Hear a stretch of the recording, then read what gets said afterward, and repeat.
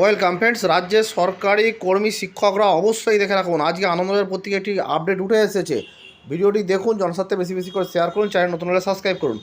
দেখুন কী বলা আছে। ছুটির বিধি, ছুটি নেয়ার প্রশ্নে আরও কড়া অবস্থানের বার্তা দিল রাজ্য সরকার। এ ব্যাপারে আচরণ বিধিও শীঘ্রই তৈরি করা হবে।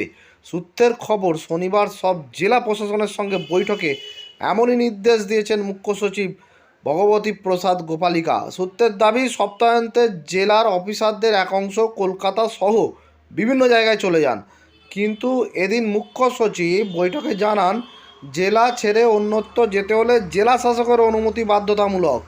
জেলা শাসকদের এক্ষেত্রে এ ব্যাপারে ঊর্ধ্বতন কর্তৃপক্ষের অনুমতি নিতে হবে। যদিও প্রবীণ অফিসাররা বলছেন এই রীতি বহুদিনের, নতুন কিছু নয়।